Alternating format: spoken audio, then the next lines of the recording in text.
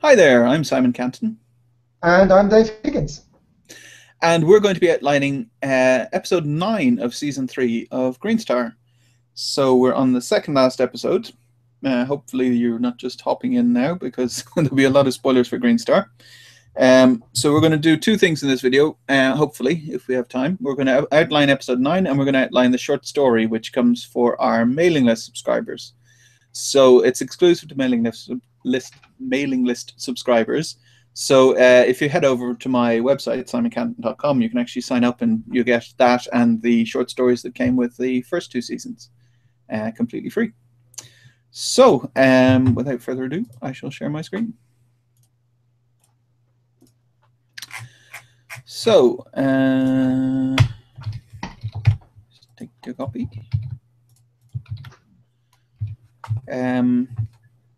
So at the end of the last episode 8, Pester and Lorne were unconscious, and the crew know that they're two halves of the same person. Topic had power, or has power, but not enough to make a Greenstar. They need a plan to convince Pester to make the rest. So I think I discussed then at the end of episode 8 that if they make Lorne... No, sorry, I'm getting ahead of myself. I'm mixing things up. Josie says that Pester seemed to want to help, but he keeps trying to fix everything. She says that Lorne seems to just want to mess things up, wasting Pester's power. Topic says that he has enough power to make a ship a lot smaller than the Greenstar. Josie says that's not going to do it because they have to bring everyone that wants to with them. Audley points out that they do have an alternative. Josie asks what it is. Audley says that they talked before about transferring someone into an AI core.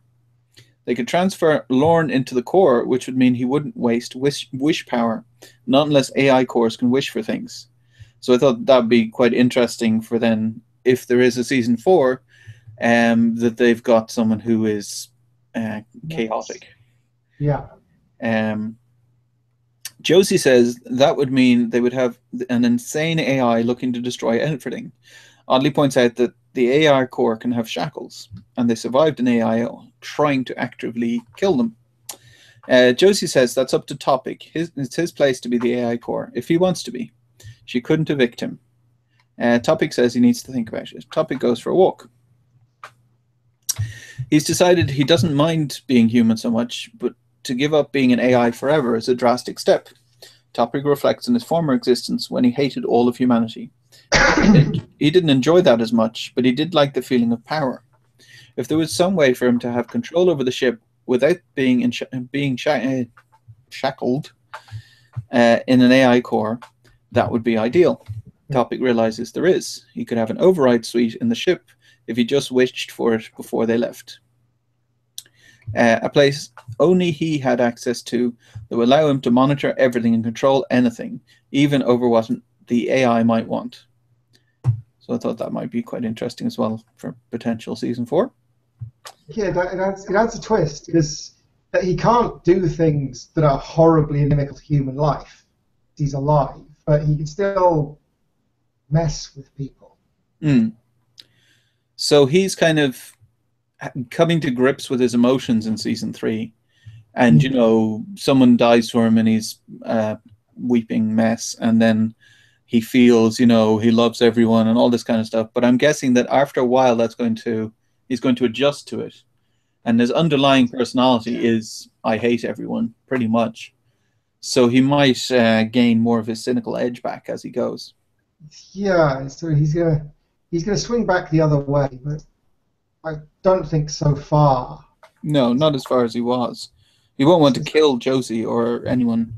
Well, he likes Josie. He liked Josie for a long time. Really. What I could see is that they get to a planet where someone is attacking the Greenstar crew, and Josie is like, well, we can't kill them or whatever, and Topic is fire all lasers. Yeah.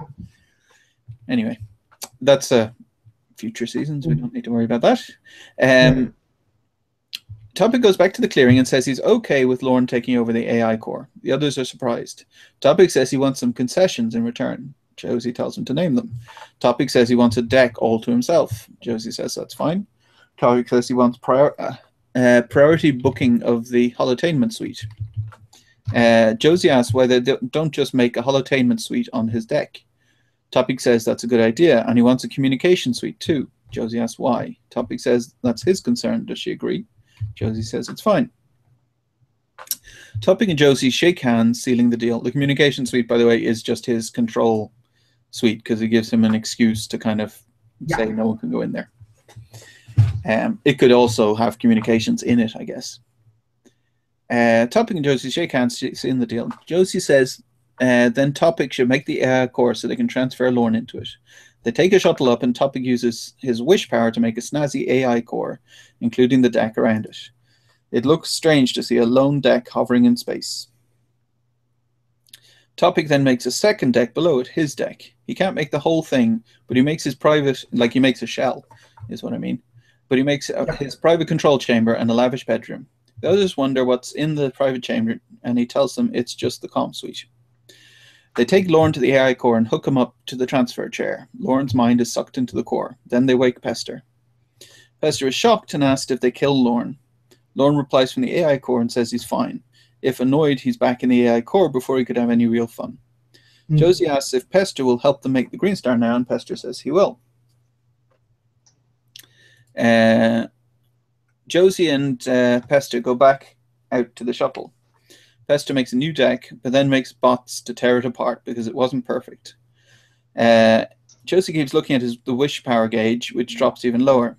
She says maybe it doesn't need to be all that perfect. Pester says it does. He manages to make 3 more decks before his power runs out. Josie sits back, looking at her hopes and dreams crushed. They go on board the Greenstar in progress and talk to the others. The decks Pester made are impressive. He created the top of the ship, making the engine room much easier to get through. What I mean is that the Burstium engine is inside the first 3 decks. Could be on the second or third, I guess. Yeah.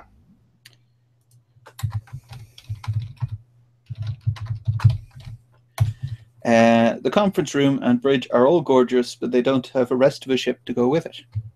Josie asks if they can just seal up the top 5 decks and use them. Audley points out that the ship wasn't made for that. They could somehow redesign it, but it would take at least 3 more decks to round it off. Yeah. It's reminding me I have a hangout meeting. So I think I remember.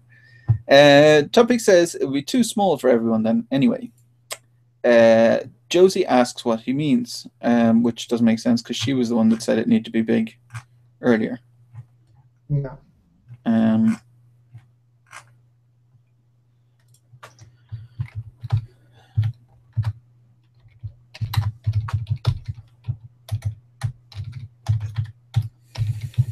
Because they can't leave all people behind.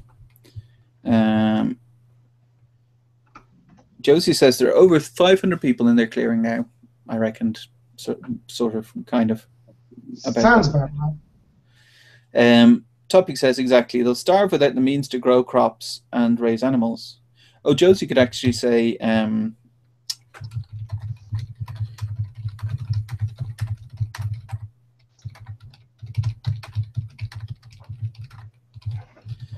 She wants to bring them with her, but it doesn't seem possible anymore, which would then make sense with Topic's argument.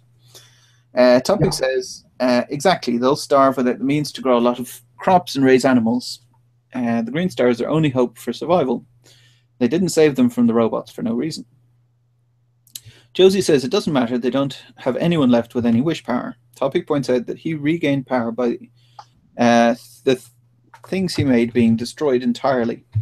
Josie turns the detector around the room, but no one has any power left. But when she points at the detector at the wall, it goes up. They all follow the detector and see it's pointing back to the land of Nod. Josie wonders if someone sneaked down with them from the ship, from the Greenstar. They go back in the shuttle and return to the land of Nod. The detector leads them into the forest where the trees have long scratches on them. Josie and others bring their guns, tracking down the beast that has power. They find Fluffy playing in the sunshine and all realize how dumb they were being. But how can they tell Fluffy what they want? I don't know if you read the episode 8. Yeah. But anyway, yeah, so I added a bit so Fluffy can now talk. He has a muzzle kind of thing. Yeah, that makes sense. So Fluffy turns and comes over to Josie, and she sees the muzzle. Then Fluffy talks and tells her about the world around him. So I wondered what Fluffy would say. He's not particularly smart. So would he tell, like, from the end of episode 8, he seems to have been dealing with a lot of threats to the clearing for a while, unbeknownst to the crew. Like, he'll just go and hunt the robots that are trying to attack, or the monsters that are trying to attack, and they think, oh, well, the forest is much safer now. So he could talk about that, or he could talk about cat things. I figured this was where your expertise would come in useful. What would a cat talk about if it could talk to a human? Let's think. Cats want food, somewhere safe to curl up, things to chase.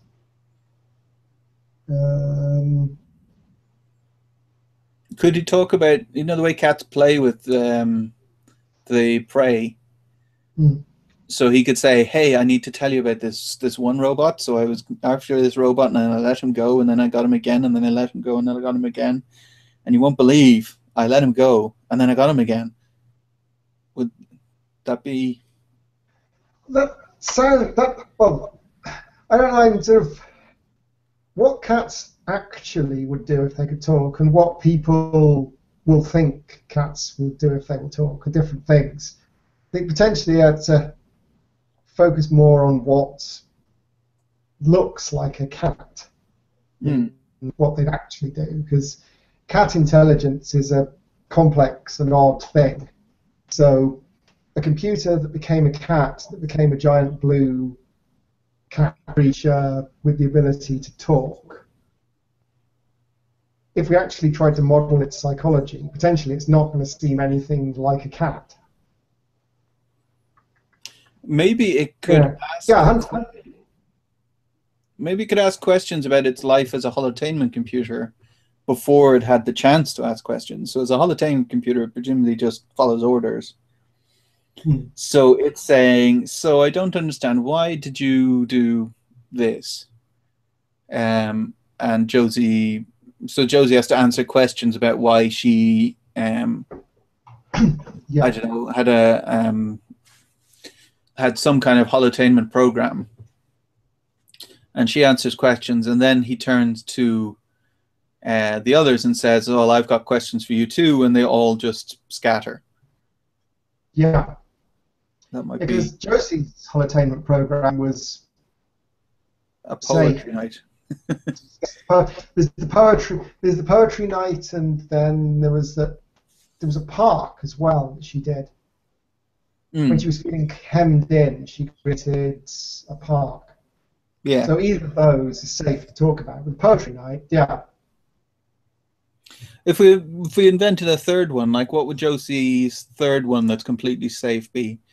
Like, she could have, for instance, created an art gallery, which is similarly calming, where she can walk around and look at all the art. Yeah, Josie liked being a space engineer, but she sort of does that anyway, so she probably potentially wouldn't have recreated something space engineering. And what else did she like doing? She got some ornaments. She liked playing with Seth. Could she, I'm wondering if she could recreate the incident where she got exploded up into space and try and stop it or something. I don't know. She seems I could see her trying to do that straight away, but after several months of going around Greenstar, she'd be over that. So would she I think she'd be over. I'm wondering. So she's not like longing to go back in time, but more. Or would she be looking for understanding, maybe, of the terrorists? Like, would she? I Yeah, find historical information about who they were and why they did what they did. that makes sense.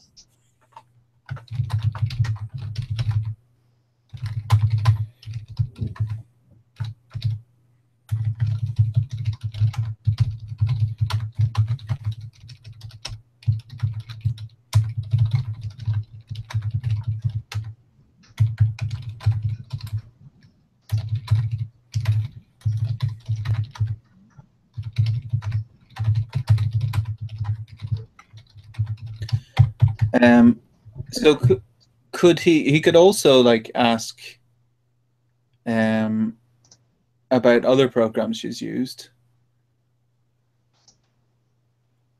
or do we want to leave it at that? And then he just says, Fluffy turns to Connor and says he has a question.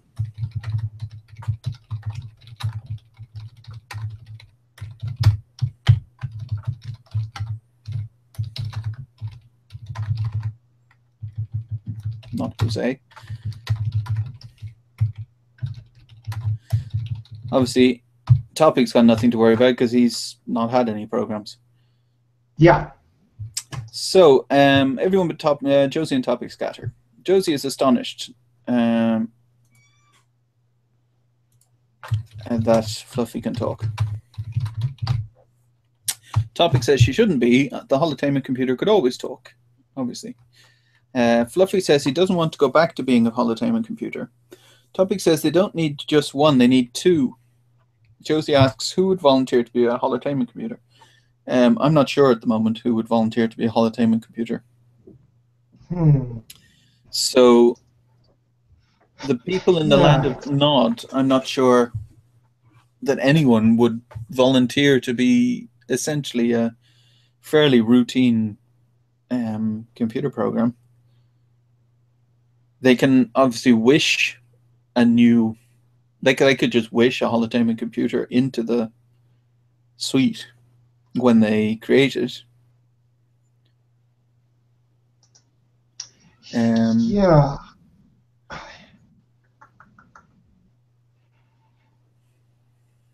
I'm thinking potentially creating a holotainment suite without a computer would be more effort. Because if it's creating the thing you imagine, imagining something like a holotainment computer, it's like imagining a mug for us. So imagining a mug that doesn't have a bottom would be harder for us. So potentially not having a holotainment computer in the holotainment suite would be harder than just having one. So Fluffy could then say, why don't they just invent one with the suite, or wish one with the suite? After Josie reassures Fluffy that no one will make him do anything, he agrees to help make the Greenstar. Like, reassure that he's not going to be back in the holotainment computer. Yeah. Josie then says that from the meter, which should be that way, from the device, she would guess Fluffy can only make 20 decks or so. Is that enough? The crew say no, or Topic says no, I guess, since the crew have vanished. Yeah. They take Fluffy out to Mark's train tracks and destroy them, giving Mark enough power to start destroying his own world. Then they take Rain out to the desert, then Elijah to the cyber city, Paul to his castle, blah, blah, blah. We don't have to look at all of them, obviously. We just, a few examples is fine. Yeah. Otherwise, it gets a bit boring. Josie insists the crew don't go alone, so they each recruit a Mark from the pool to go with them. I thought that might be quite funny that they all have Mark with them in one form or other, along with other people. What were you going to say? Sorry. It makes sense. Oh, okay. Sorry. I just talked over you. Fluffy goes up in the shuttle to make the bottom, or to start on. Start on the bottom 95 decks. He begins making decks below the existing ones. what cat-related things could he do to them to put on them? Like, if he's a cat, is there something like could he create like a bird sanctuary on a deck, or one of those climbing things that cats have? Yeah. Uh, Well, lots of texture. Cats like texture. Cats like small spaces that they can emerge from.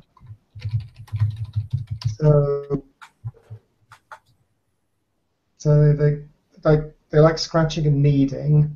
They like being able to watch things without being seen. They like having something behind them so they can't be crept up on. So the decks, a cat creates a deck, potentially it would have really great sight lines from hiding places. hmm.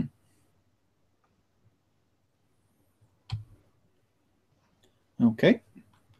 So then I'll see if I can come up with how they can do that. I guess a lot of alcoves. Yeah. So Mark is walking the tracks, destroying everything he can. He has Cram and Paddy with him. I guess we should have Paddy turn up again. He comes to Dolores' house and tells them to wait. There he goes into her house and meets with her. He asks how about her husband and about how he died. So I thought we could come up with a way that she didn't see him die, or that it wasn't like that he vanished or something, that he was away, and like he could have been off at the war, or or it was a storm and he never came back or something like that. So there's a reason why Dolores' husband can just walk in as if nothing's happened and just say, oh, it was terrible, I was swept down the river and it took me this long to get back, or I struggled to get away from the war until now, or something like that. Yeah. I don't know what something. Let's see, because it was going to be a mixture of sort of running the trains and film noir, but the film noir kind of dropped out and was replaced by sort of prisoner-esque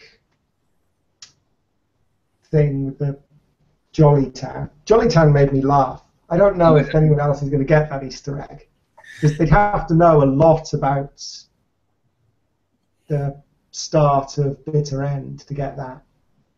I'd say maybe one or two people will get it and then no one else will, if even that. But, it was an inside joke. Because what I was thinking about, which doesn't sort of go either way about it, 'cause it's a good joke anyway, is that, have you heard of We Happy Few? Sounds familiar. It's a rogue-like computer game where you're running around a fictional English town in a dystopia where everyone is on happy drugs. And I think I saw Jim Sterling playing a bit of it or something. Yeah. He didn't quite. I saw him play it. He didn't. I don't think he quite got the feeling the developers were going for, but he did okay. Yeah. So it's because when I hit Jollytown, I was thinking very much of The Prisoner, and then I came across We Happy Few and thought, I suspect a proportion of people are going to read the Jollytown bit and think that we're riffing on We Happy Few. Oh, is it called Jollyton or in? No, it's not called. No, it's just. I was just thinking that we've got a place that's called Jollytown, and it's all sort of like perfect scenery, and then there's this ridiculously violent police officer. But could he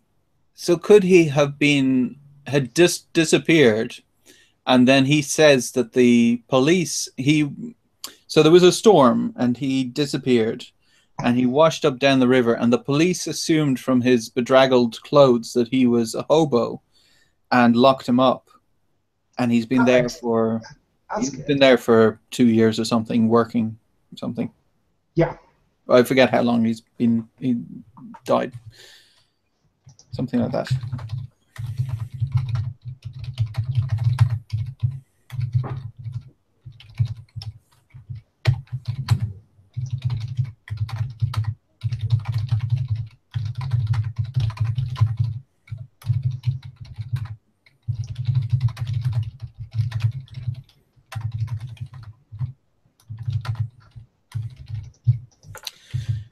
Okay, Mark continues on down the road, destroying trees and mud and anything that's non-essential, basically. Like, he's not destroying the towns, he's just taking away muddy fields or something that's not used and leaving white void.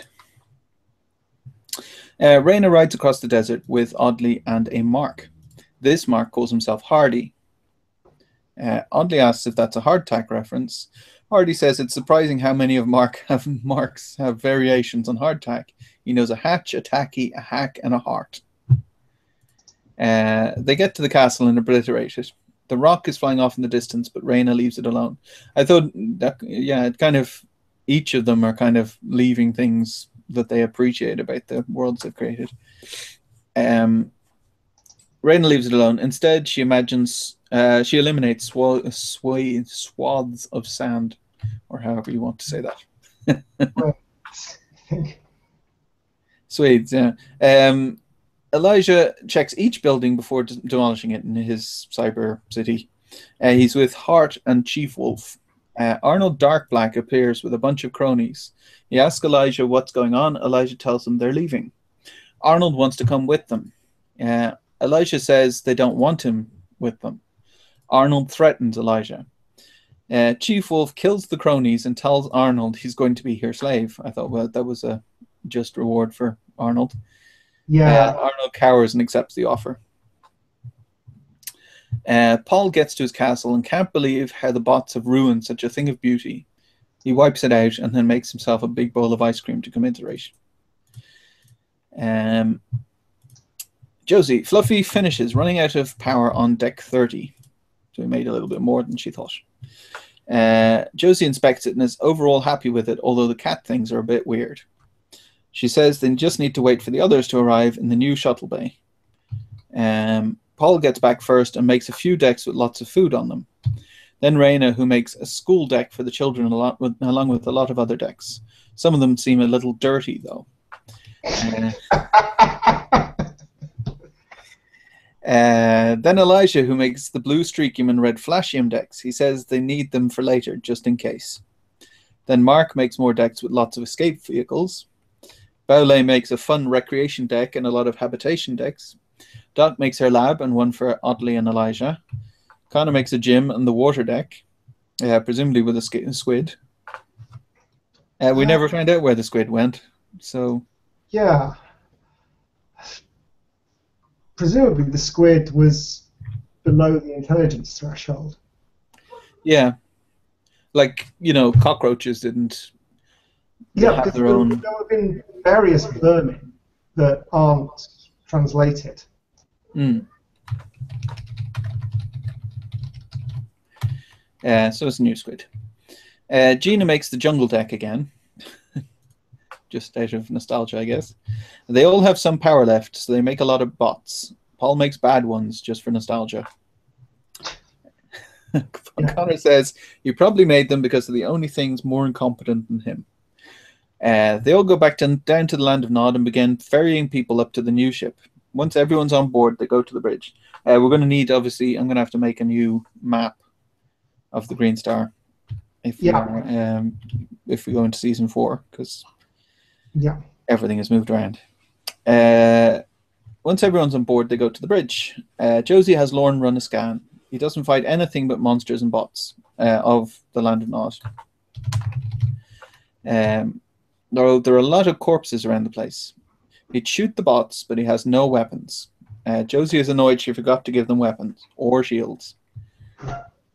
She looks around the crew and then tells Lorne to turn off the green burst you mentioned. He does so. The colors of the Land of Nod fade, but nothing else happens. Josie asks if he did it. He says he did. He said he did. She hurries down to the engine room and confirms the engine is off. She asks why they haven't jumped. Audley says they must have been wrong about the engine. Turning it off doesn't drop them into normal space. They need to work out what does, which I thought was a good point to kind of stop the episode. Yeah. As I said, we're being a bit short. I noticed that the episodes I've been editing have been coming in slightly longer than your first drafts. Okay, that's good. So, I think the last one you had about 11,000. My second draft came in at about 12. So we're gaining 10% maybe. So that's still not pushing them up to the 10,000 ish we were aiming for there. So, yeah, I don't know. Like overall, maybe it'll be 95,000, maybe something like that, which is not terribly shorter than. Like I've noticed the same thing. Like I just finished The Bite of a King, and I've been editing that, and I wrote 54,000 in the first draft, and I've gotten up to 59,000 now with edits after editing 6 chapters. Yeah. So I think I'm tending to, with first drafts, underwrite quite a bit, which obviously then expands things. So I don't know. I'm thinking as well, the last episode, we've got Angel going back to her home. We've got, obviously, they need to get out of Land of Nod as well. And we've also got Josie finding Seth. So it could be an extended episode then if we can come up with enough stuff to put into it. Obviously, we don't want to open any story points because we're saying we're going to wait with season 4. Yeah. So we don't want people waiting a year and then going, what the heck? I want to find out what happened with X. Because we've got a review that demands book 3. So yeah. We don't want to get stuck with that again. Yeah. I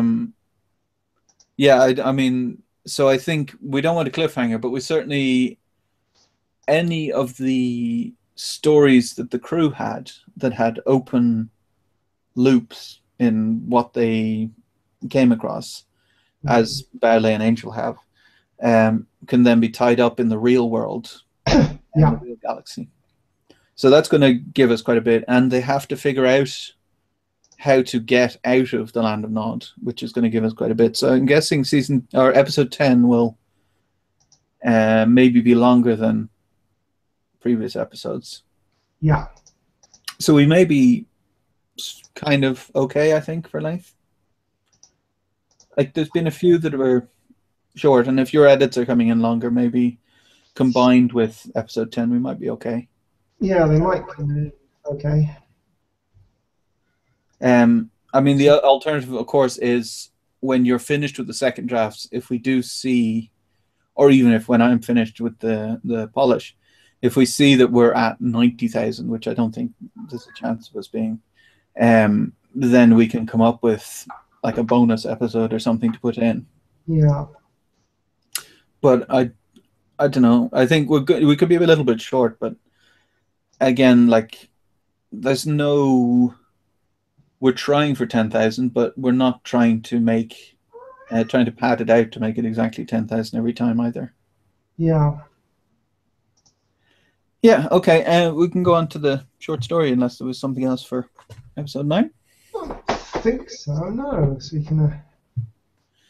Grant. So this is just going to be quick because it's just a few ideas. So we already outlined this for episode 4, I think, or 3 or something like that. So I came up with a snowflake. Full screen. So this kind of goes from the end of the outline. The outline was Connor is taken into the monster village. He runs for a while generating power. Then he's taken into some experiments. The human woman has warned him not to be too smart, but he does well in the mazes. And then the Dr. Katia, the humanster, calls in the military, and when the military are there, Connor pretends to be stupid. So the military say, well, this is just ridiculous. He's not smart. So that's the story so far. So Connor is in the humanster village. Oh, yeah, I basically recap it here anyway. Humans are being used for power generation experiments. The humans are actually smart, but are playing dumb to avoid whatever happens to smart humans. Dr. Katia says she doesn't know what about humans talking. Connor says they need to find out what's happening to the talking humans. Katia says the military stay over on their own, a long way from the others. They have some kind of complex. Connor says he needs to get in there. Katia asks how he can move around since he's a human. Connor says he just needs a disguise. So then I thought they'd have a gluing hair onto Connor from discards kind of thing. They make a humanster disguise. Connor checks himself out in the mirror and declares it a success. It can be suitably ridiculous, obviously. Katia and Connor go see the military complex. There are guards everywhere, but after they watch for a while, they see humans being led between buildings. They break in at night somehow. So this is where we get into vague territory. They break in at night somehow, maybe with the help of the other humans. So they need to find out what's in the military complex. So the cliches are obviously stealing a military uniform, pretending you're a general or something. Or, clipping the chain link fence and sneaking in that way. I don't think, if I remember, Connor doesn't know that he's wishing for this. Like, he's just come from the clearing, so he doesn't know he has wish power. Yeah. But I don't know whether we want him to discover that, or if that just ruins the suspense, because then he can just wish for, some knockout gas or something to get rid of the guards, and then there's no challenge. Yeah. If he doesn't. No. Katia might have a tranquilizer gun for dealing with humans that get out of hand. Yeah. So then Connor could be like a tranquilizer gun guy infiltrating the place. That might be more interesting. Yeah.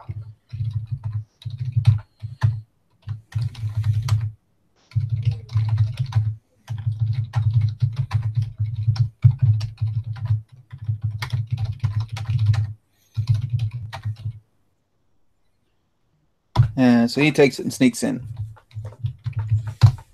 The military complex is hiding the secret that ... So I wondered whether humansters are actually created in a lab, Dr. Moreau style. So the reason they've taken the humans is that so they can make more humansters. Or or what else could be happening? Why would they need humans? So hamsters are not carnivores. They might be omnivores, I'm not sure. We had a hamster, but obviously we didn't feed it any things, living things.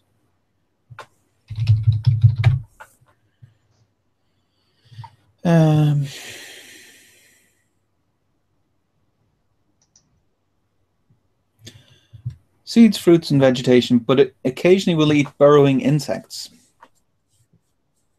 So they do eat insects, and there are omnivores. They don't know that we want them just to be eating the humans. That's kind of a cliche as well.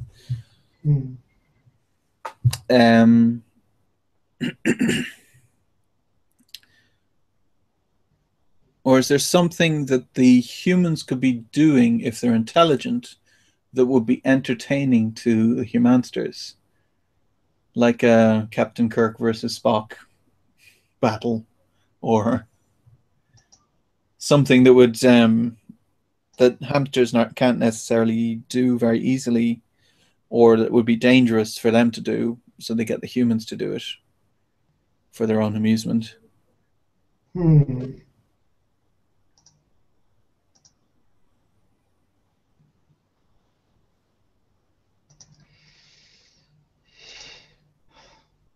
Could they have hamster balls where they get into these plastic balls and then there's like a battle between a human and a humanster, Yeah. and the humans can't deal with the ball rolling around so fast, so keep like getting knocked against the sides and stuff, and they keep going until the humans are battered and bloody, and then drag them out and get another human. Yeah.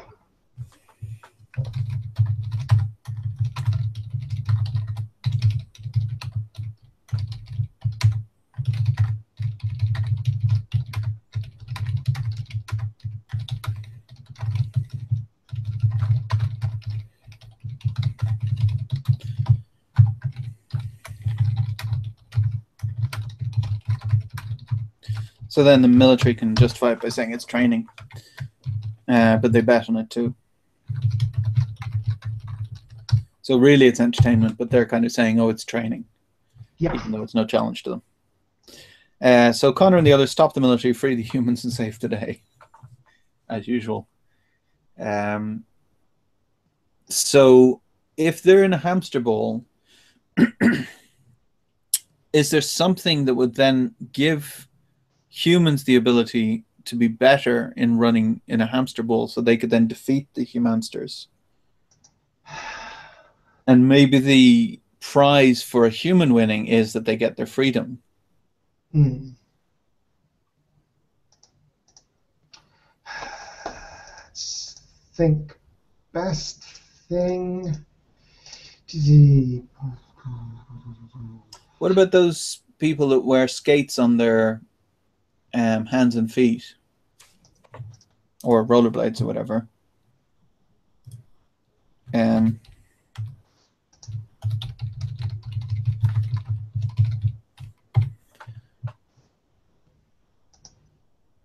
Like they've seen before,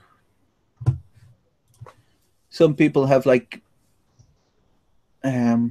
wheels or ball bearings or something on pads on their elbows and hands or something, so they can actually. Or am I just thinking Return to Oz with the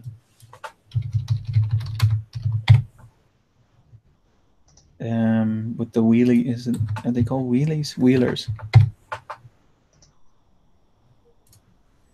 Because they had that. Yeah. So if you're on wheels, essentially inside the ball, then it becomes very difficult to stumble because you're just rolling. Yep. So then humans could then be rolling. I mean, the humansters would see it, I guess. But maybe they say, well, that's just ridiculous. What are the humans trying to do? And then the humans win. Does that seem reasonable? Yeah. That does.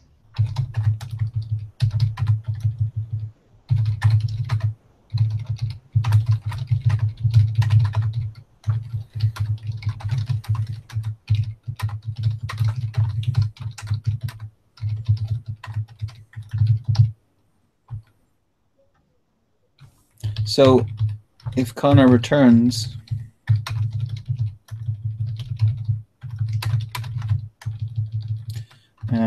to the cage, they make wheels.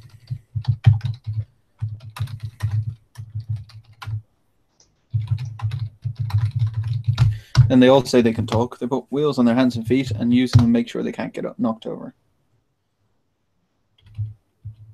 That could be a Spartacus kind of thing. I can talk. Oh, I can talk. Yeah, okay. I think that's, for a short story, will work. Yeah. Grant, that was quick, as I said. Okay, was there anything else, Dave, before we stop the video? Don't think so, no. Grant, thank you very much for watching, and we'll see you on the next one, which will be the final one. Mm-hmm.